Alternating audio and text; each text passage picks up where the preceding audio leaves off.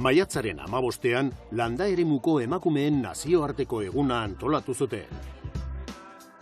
Euskadin era askotara ospatu zen, eta ospakizun nagusietako bat Mungian izan zen. Izan ere, udalak, Landa 21 elkarteak eta Bizkaiko Foru Aldundiak asteko merkatu tradizionalean hasitako ekitaldi bat antolatu baitzuten. Han, jasangarritasuna eta ingurune naturala zaintzeko foru diputatu Amaia Antxustegik jardunaldi garrantzitsua izan zuen hizpide. Ikusi behar dena da emakumeak behor daudela, lehen sektorean daudela, euren lana esfortzua ikustarazi egin behar da bebai, eta horren arira bebai, Bizkaiko Foru Aldunditik analizi bat egin dugu, ikerketa bat egin dugu, euren realitatea jakiteko zein dan, euren behar izanak zeintzuk dira zein egoeratan dauden, eta lortu ditugun emaitzen arabera, egingo ditugu politikak edo estrategiak, edo, azken finean, euren behar izanei erantzun alizateko ikerketa hori egin dugu. Amaiak Bizkaiko landa eremuko emakumeei buruzko azterketa sakon bat aurkeztu zuen, etorkizuneko jarduera eta neurrietarako oinarri sendoa emango baitu. Horrez gain, Baserritarra naiz eta Harro liburua aurkeztu zuten. Liburuan lurraldeko lehen sektoreko emakume protagonisten testigantzak jaso dira. Diman, Fidel Abans behi ganadutegia bisitatu genuen. Oneka Zaballa eta haren ama Itziar González dira titularrak. Mungian Onekarekin izan ginen. Fidel Abansek martxan jarri eta Pedro Zaballak jarraitu zuen ganadutegi horretako 3. belaunaldia da Oneka. Euskadiko, estatuko eta nazioarteko lehiaketetan lortutako sari nagusiek apaintzen dute ukuluko sarrera. 100 abelburu dituzte, 50 behiak dira, eta gainerakoak zekorrak, txahalak eta zezenak. Ugaltzeko ganadua saltzen dute, emeak errapetik kentzean eta harrak 10 hilabete bete ondoren. Hiltzen duten ganadua arakaira doa. Honekak abereak mimatzen ditu eta ezin hobeto moldatzen da gaztea izan arren. Abereekin umetatik lan egin duela garbi dago. Orain, behi bat prestatzen ari da lehiaketa baterako.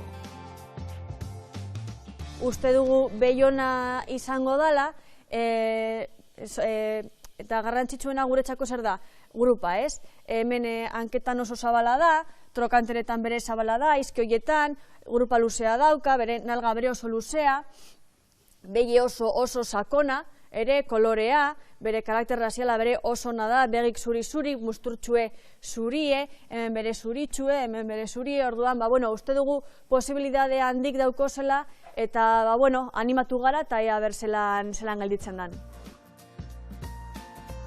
Honeka ganadutegi hauta honetako 3. belaunaldia da. Argi dago, bai osabak, bai aitak ez bazian hasi behiekaz oso kasi imposible izango zen gaur nik hemen egotea, ez? Ze azkenean, inbertsio asko egin behar dira, eta ni ez naz hasi de zero. Jaukindot más o menos base bat. Orduan, bai, emakumean naiz, gaztean naiz, baina aurrera jarraituko naiz. Egia da, batzutan esaten duzu jo, igual emakumea ez dago ondo balorauta, edo ez da ikosten, ze papela daukon emakumeak lehenengoko sektorean. Baina, bagoaz pausuak ematen, eta, aurrera jarraituko gara, lanean. Zezen miresgarri hau Aiako testatze zentroarena da. Aiako zentroa funtsezkoa da Euskal Haziendak hobetzeko. Behiamak euren ganadutegiko behiekin ordezkatuak dira eta honenak bertan geratzen dira, ugaltzeko. Oraintze ganaderien 3 sekor dituguz, 2 frantzitik karrikoak, eta hau erosi gendun Aiako zentroan.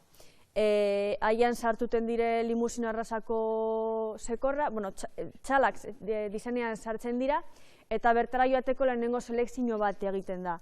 Por ejemplo, hemen, igual daukaguz, honizel laure daukaguz, eroateko.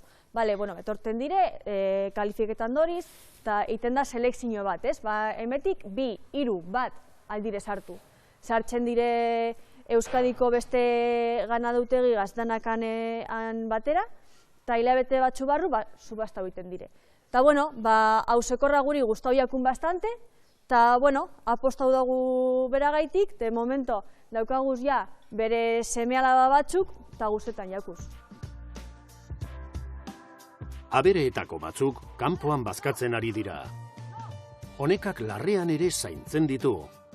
Urte hau bereziki gogorra eta zaila izan da lehortea delata.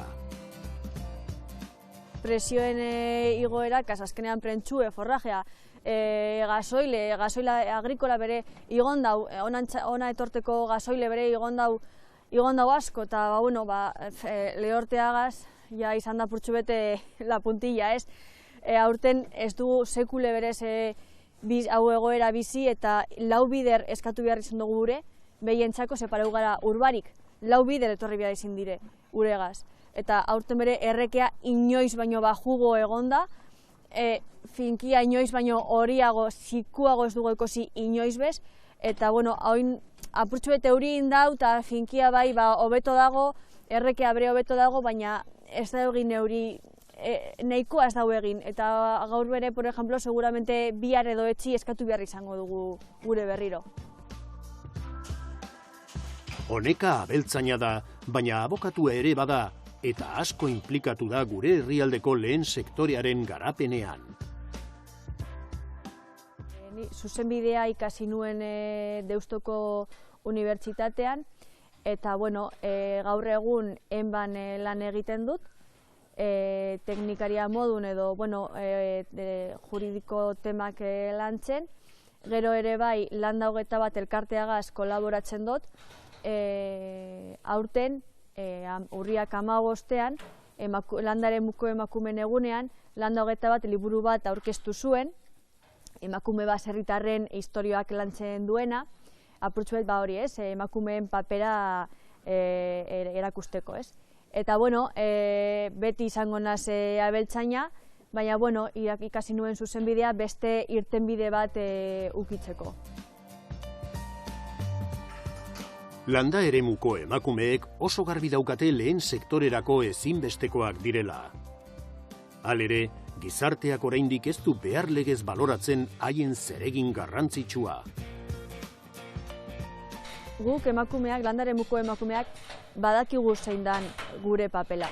Eta badakigu gu barik gauza asko ezirela izango posible. Azkenean abeltzaina gara, hortuak daukaguz, baserriko bizitzan beti egon gara, baina guk badakigu zein da gure papela, baina jendeak badaki zein dan gure papela. Asko nik uste dut historia itxi gaitula apurtxuet de lado. Eta hori dana berreskuratu behar da. Jendea jakin behar dau jartzen garenean maien, bai bazkaltzen, afaiten, gozaltzen, jaten dugu zen elikagaiak, elikagaien horren osteian badaude emakumeak lanean. Eta hori dana eskertu behar da eta jakin behar da. Honeka, emakumea gaztea eta bokaziozko abeltzaina. Horrek, bere konpromisoarekin batera, landa eremuko emakumeen eredu bihurtu du.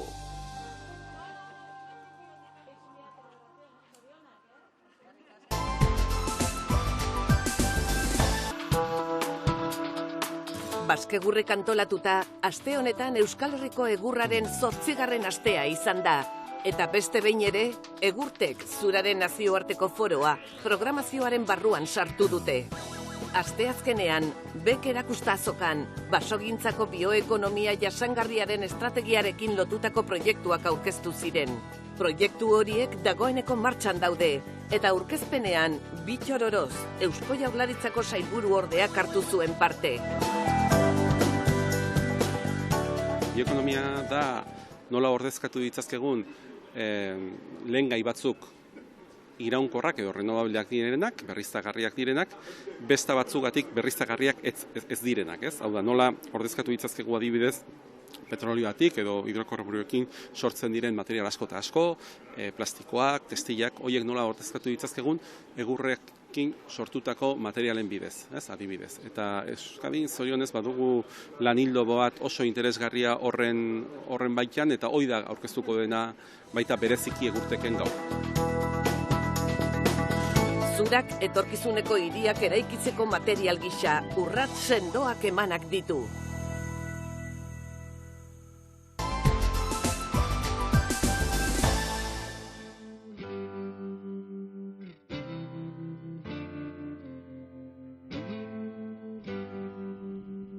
Ilarduiako Laleze gaztandegiak irabazi zuen Ordiziako ardigazten azken lehiaketa. Arabara jo dugu gaztandegia bisitatzeko eta artzainauen eguneroko bizitza ezagutzeko. Sasoi honetan ardiek ez dute esnerik ematen eta garairik lasaiena da. Lalezen 400 ardiekin egiten dute lan eta egunero gobernatu behar dira noski. Josemari kartaldearen zati bat larrez aldatu du. Mendira igo da ardien bila eta gaztandegitik hurbil dagoen aristi batean utzi ditu. Besteak goian geratu dira Laleze kobazuloaren sarreran. Orain egiten dugu, hartaldea mendin kontrolatu pizkat, ikusi nola daren, aber baten gaixo daren, gero errena balima dare sendatu eta holako gauzak. Kontrolatu pizkat hartaldea, ibilbidea, eta hori dana. Josemarik eta Elik alik eta denborarik gehien edukitzen dute hartaldea mendian. Mendien egongo dira azaro arte, segun nola dijon egualdia, egualdi hona egiten bado, igual gehiago, abendu arte, hola. Baina normalean, azaroen erdin hola, ja geizten dugu, ja, pizkate jana emateko txen, o, ja, pizkate larren ere bai hemen beran ibiltzeko.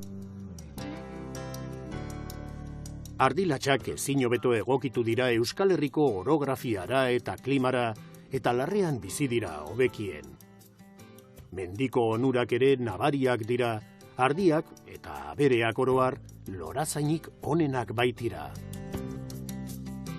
Alde batetik hartaldetzako, osasun aldetik oso ona da, mendien ibiltzea, librek, bere ohituta darelako hola ibiltzeko, ez da?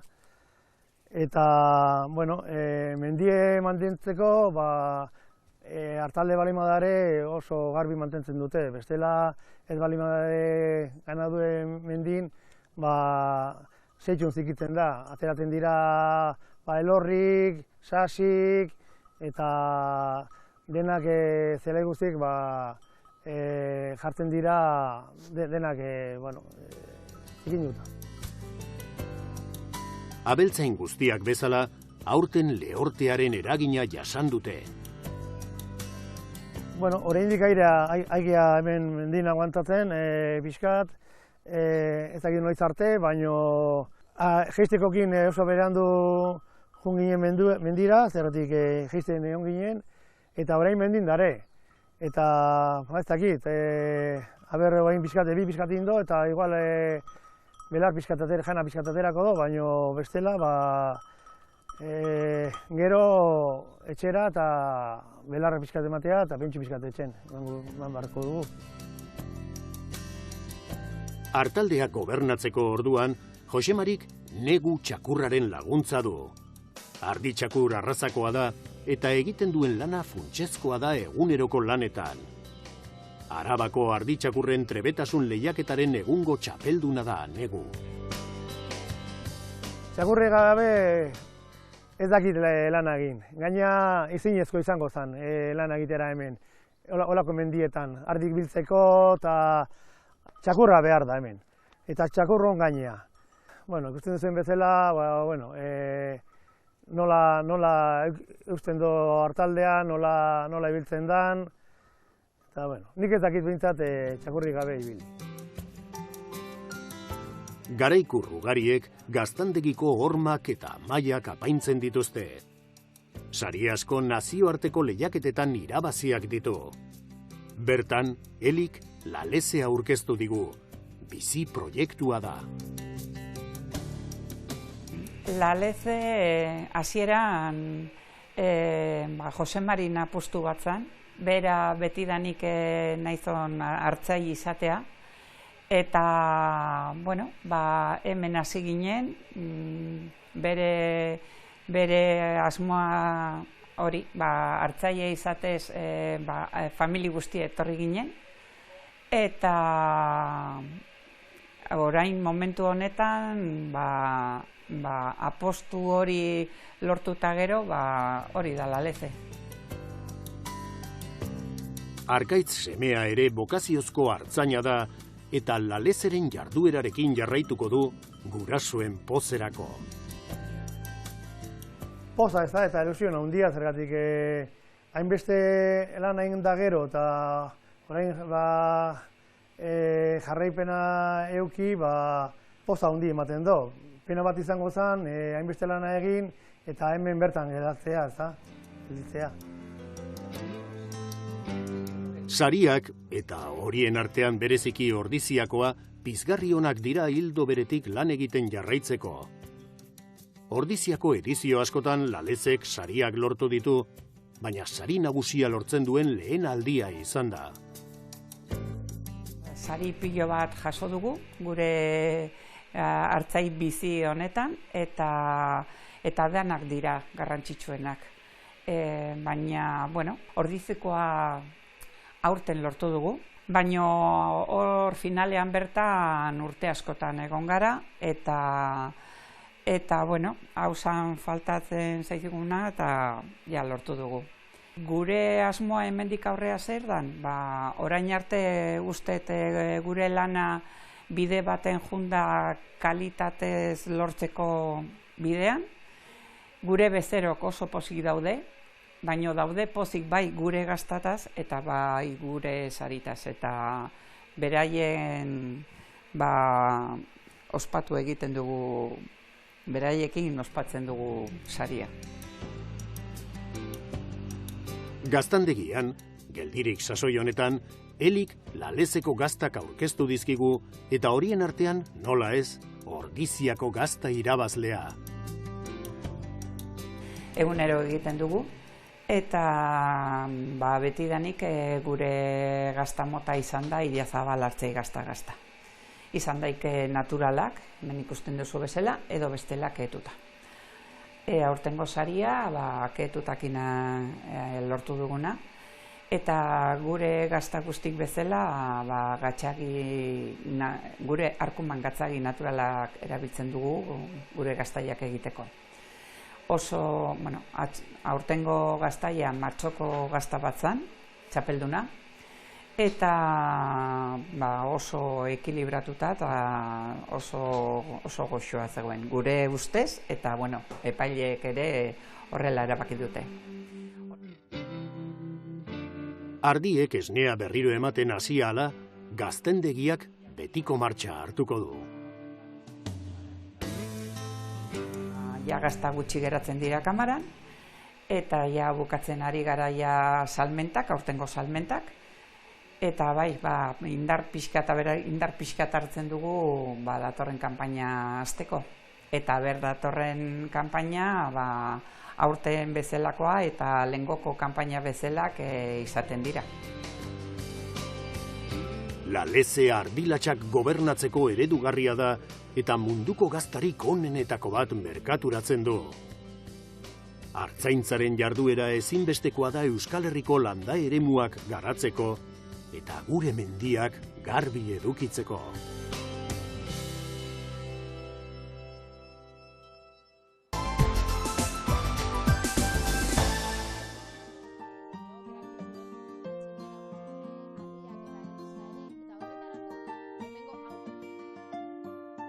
Gaur Karrantzako altxor eta aberastasun ugarietako bat bisitatuko dugu, Euskadiko punturik mendebalekoena.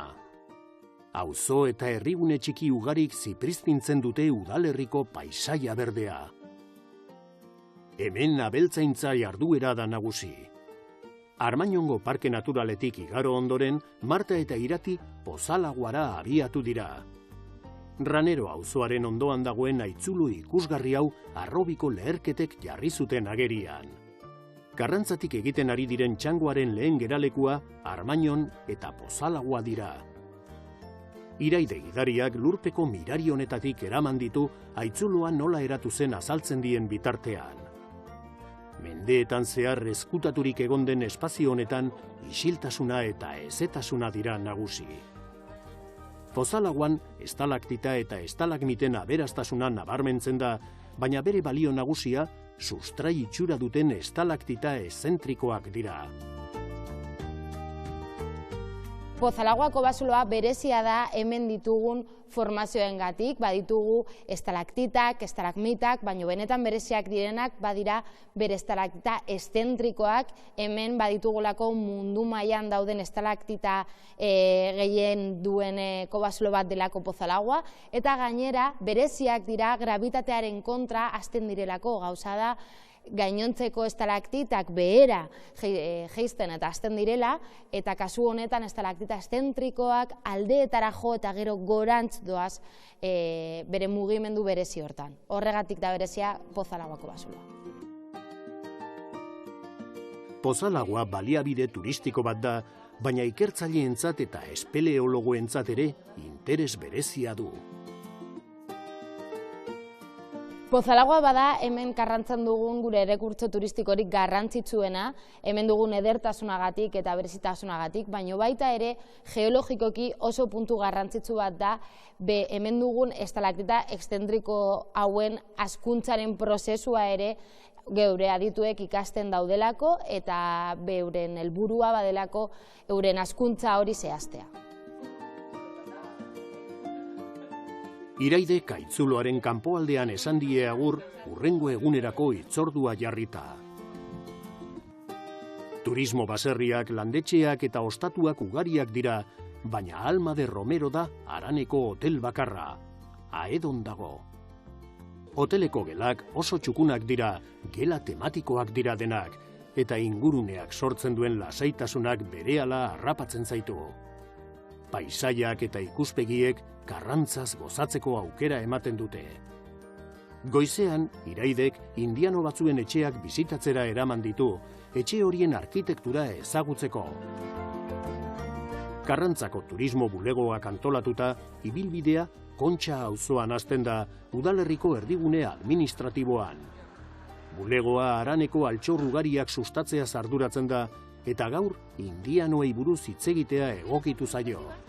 19. mendearen hasieran, Karrantzako bizilagun asko, Puerto Ricora, Mexikora edota Kubara joan ziren fortuna bila.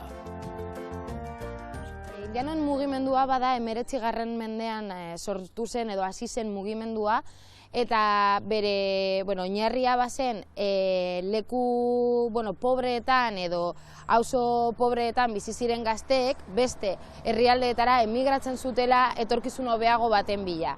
Bereziki zonalde honetan, Enkarterrin, mugimendu oso aberatsa izan zen, eta Karrantzan bereziki oso garrantzitsua izan zen, komentatu dugun moduan, hemen Karrantza izan zelako, hemen Enkarterrin egon zen municipiorik garrantzitsuena indianoen mugimendua jaso zuena. Ernaiz txalearen ondoan gelditu gara, indianoen eraikuntza tipikoa da.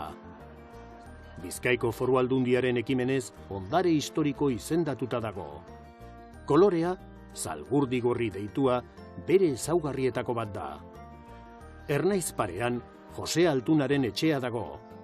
Hainbat ezaugarri ditu, baina batez ere, haraneko lehen eraikin indianoa izan zen.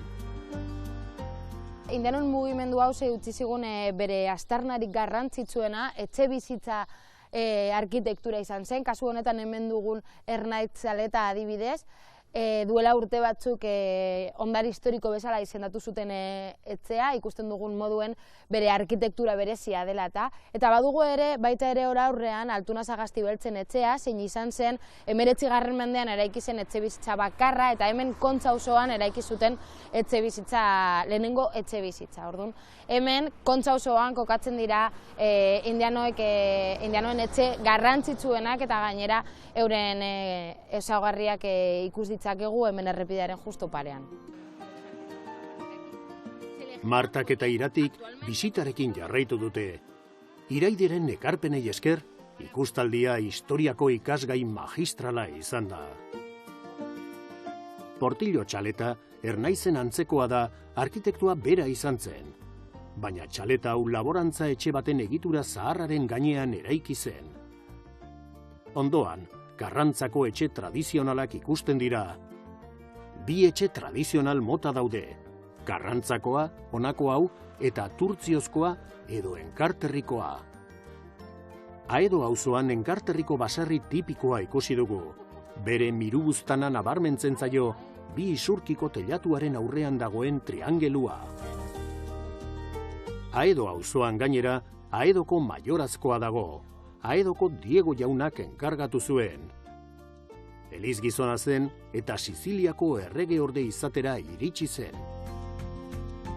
Bagauz Aedo auzoan, kasu honetan auzo berezi batean gauz, hemen Don Diego de Aedo edo Diego de Aedo jaunak hemen jaio zelako, 16. mendean, eta bera funtzio onuragarri desberdinak izan zituen hemen Karrantzan ere indianoen antzera, eta kasu honetan egin zuena izan zen hemen atzean dugun aztarna hauetan seminario bat eraiki.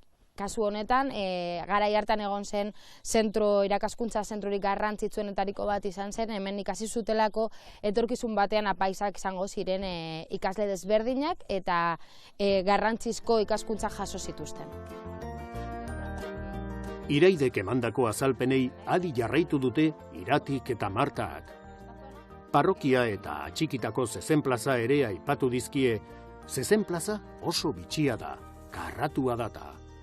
Gaur egun oraindik ere erabilia da San Miguel jaietan. Don Diegok egin zituen eraikinen artean, baita ere hemen dugun eliza eraiki zuen 17. mendean, eta eraiki zuen antzinean egon zen 12. mendeko eliz baten gainean. Kasu honetan, erabili zuen antzinako elizaren harriak eta arenizka hauxe egiteko, eta ordaindu zien euren auzokidei soldata haiek izan zezaten eliza eraikiko zutenek. Orduan, eliza egin zuenean, erabaki zuen baita ere bere ondoan zezen plaza bat eraikitzea, zezen plaza txiki bat. Kasu honetan, berezia dena gainera, zirkularra izan beharrean, laukidun formakoa delako. Indar berritzeko eta bazkari eder batez gozatzeko unea da. Horretarako, Garras jatetxea aukera ona da beti. Hemen 0 kilometroko platerak eskatu ditzakegu inguruko abeltzaintza oparoa indartzen dutenak. Guk tokiko produktuen aldeko apustu sendoa egin dugu. Haragia, esnea, arkumeak, ardiak, txarkuteria, eztia, denetik. Egia esan, Karrantzan ekoizten eta lantzen dena erruz kontsumitzen dugu. Baita baratzeko produktuak ere, babarrunak eta esan gabe utzi ditudanak. Baina gure proposamenaren erdia izango da. Arratsaldean, Martak eta Iratik Lanestosa bisitatuko dute. Erdi Arokoa da, Karrantzatik gertu dago eta balio eta edertasun handiak ditu. Eskualde zoragarri honetako paisaia, kultura, arkitektura, historia, gastronomia eta abeltzaintza ezagutu ondoren, bi lagunen bidaia amaitu da. Ez ordea altxorrik handiena ezagutu gabe, bertako jendea.